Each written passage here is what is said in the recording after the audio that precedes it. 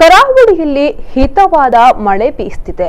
ಜಡಿ ಮಳೆಗೆ ಸಖತ್ ಖಾರ ಆಗಿರೋ ಏನಾದ್ರೂ ತಿನ್ಬೇಕು ಅಂತ ಆಸೆ ಆಗುತ್ತೆ ಅಲ್ವಾ?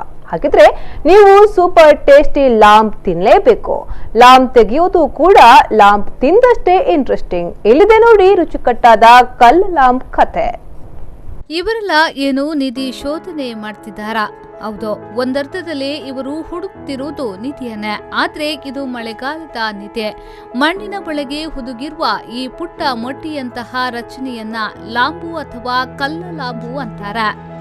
ನಾವೆಲ್ಲ ಹೋಟೆಲ್ಗಳಲ್ಲಿ ತಿನ್ನುವ ಮಶ್ರೂಮ್ ಇದೇ ತಳಿಯ ಒಂದು ಖಾದ್ಯ. ಆದ್ರೆ ಕಲ್ಲ ಲಾಂಬುವಿನ ರುಚಿ ತಿಂದವರಿಗೆ ಗೊತ್ತು. ಮುಂಗಾರು ಪ್ರಾರಂಭವಾದಾಗ ಮೊದಲ ಮಳೆಗೆ ಭೂಮಿ ತಂಪಾಗಿ ಮಣ್ಣಿನೊಳಗೆ ಈ ಲಾಂಬು ನಿರ್ಮಾಣವಾಗುತ್ತೆ. ಕೆಲವೊಂದು ನಿಗದಿತ ಮರಗಳ ಕೆಳಗೆ ಇವು ಅಡಗಿರುತ್ತೆ. ಕೋಲು ಅಥವಾ ಚೂರಿಯಿಂದ ಸ್ವಲ್ಪ ಮಣ್ಣನ್ನ ಸರಿಸಿದ್ರೆ ಈ ಲಾಂಬು ಕಾಣಸಿಗತ್ತೆ. ಬಹುಶಃ ತುಳುನಾಡಿನಲ್ಲಿ ಈ ಕಲ್ಲಲಾಂಬು ಅಂತ ಲಾಂಬ್ ಅಂತ ಸಿಗ್ತದೆ. ಬಹುಶಃ ಇದು ಗುಡುಗು ಮತ್ತು ಸಿಡಿಲು ಬಂದಾಗ ಈ ನಾವು ಕಟ್ಟಿಗೆ ಬಳಸುವಂಥ ಕರ್ಮರಸ ಅಂತ ಹೇಳಿ ಕಟ್ಟಿಗೆ ಮರ ಇದೆ, ಅದರ ಎಲೆಗಳು ಬಿದ್ದು ಕೊಳೆತು ಜಾಗದಲ್ಲಿ ಇದು ಕಾಣಸಿಗ್ತದೆ. ಬಹುಶಃ ಇದು ಅತಿ ಸೂಕ್ಷ್ಮ ಬೆಳ್ಳಗೆ ಕಲರ್ನಲ್ಲಿ ಇರ್ತದೆ.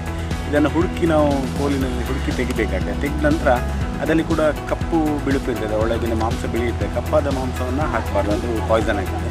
ಅಂತಹ ಬಿಳಿ ಲಾಂಬ್ಗಳನ್ನು ಹೆಕ್ಕಿ ನಮ್ಮಲ್ಲಿ ಬಹುಶಃ ನಾವು ಮಡಿಕೆಯಲ್ಲಿ ಮಾಡುವಂತಹ ಪದಾರ್ಥ ಇದು ಬಹಳ ಟೇಸ್ಟ್ ಆಗ್ತದೆ. ಇದಕ್ಕೆ ನೀರುಳ್ಳಿ ಮತ್ತು ಟೊಮೆಟೊ ಮಿಕ್ಸ್ ಮಾಡಿ ಹಾಕಿದರೆ ಬಹಳ ಒಂದು ಮಳೆಗಾಲಕ್ಕೆ ಬಹಳ ಖಾದ್ಯವಾಗಿರ್ತದೆ. ಲಾಂಬು ಹುಡುಕೋದು ಸುಲಭದ ಕೆಲಸವಲ್ಲ. ಎಲ್ಲರೂ ಗುಂಪು ಗುಂಪಾಕಿ ಗುಡ್ಡೆಗಳಲ್ಲಿ ಅಲೆದಾಡಿ ಮಣ್ಣಿಂದ ಲಾಂಬು ತೆಗೆಯುವುದು ಒಂದು ಗಮ್ಮತ್ತು. ಅದರಲ್ಲೂ ಗುಡುಗು ಸಹಿತ ಮಳೆಯಾದರಷ್ಟೇ ಈ ಕಲ್ಲ ಲಾಂಬು ಸಿಗುತ್ತೆ ಅನ್ನೋದು ಜನರ ವಿಶ್ವಾಸ.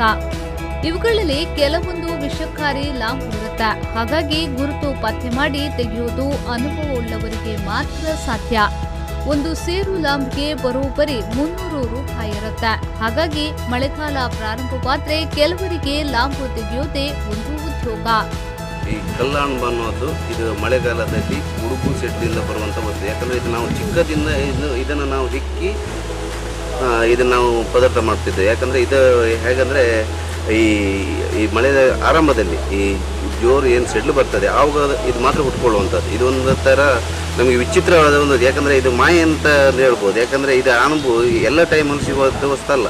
ಈ ಮಳೆಗಾಲ ಜೋರು ಮಳೆ ಬರುವಾಗ ಏನಾಗ್ತದೆ, ಈ ಮೆದು ಮಣ್ಣಿನಲ್ಲಿ ಇದು ಹಾಗೆ ಹೀಗೆ ನೋಡಿದರೆ ನಮಗೆ ಸಿಗೋದಿಲ್ಲ. ಈ ಕೋಲಿನಿಂದ ಒಕ್ಕಿ ನಮಗೆ ಅದು ನೋಡುವಾಗ ಹಾಡಿಯಲ್ಲಿರ್ತದೆ. ಯಾಕಂದ್ರೆ ನಾವು ಇದನ್ನು ಚಿಕ್ಕದಿರುವಾಗ ನಾವು ಇದಕ್ಕೋಸ್ಕರನೇ ಒಂದು ಪದಾರ್ಥಕ್ಕೋಸ್ಕರ ನಾವು ಈ ಕಾಡುಗಳೆಲ್ಲ ಹೋಗಿ ನಾವು ಹೆಕ್ಕಿ ತರ್ತಿದ್ದು. ಇದನ್ನು ನಾವು ಖಾಲಿ ಒಂದು ಈಗ ಏನು ಚಿಕನ್ ಉಂಟು ಇದರಿಗಿಂತ 10 ಪಟ್ಟು ಅದು ಭಾರಿ ಟೇಸ್ಟ್ ಆಗ್ತದೆ ನಮಗೆ. ಅದು ತಿನ್ನುವುದಂದ್ರೆ ನಮ್ಮ ಭಾರಿ. ಇನ್ನು ಮಣ್ಣಿನ ಪಾತ್ರೆಯಲ್ಲಿ ಲಾಂಬುವಿನಿಂದ ಸಾಂಬಾರು ತಯಾರು ಮಾಡ್ತಿದ್ರೆ ಊರೆಲ್ಲ ಘಮ ಹರಡುತ್ತೆ. ನೀರು ದೋಸೆಗೆ ಜೊತೆಯಾಗಿ ಲಾಂಬು ತಿನ್ನುವ ಮುಂಗಾರಿನ ಮಜಾ ಅನುಭವಿಸಿದವರಿಗಷ್ಟೇ ಗೊತ್ತು. ಪಲ್ಲವಿ ಸಂತೋಷ್, ವಿ4 ನ್ಯೂಸ್ 7 ಉಡುಪಿ.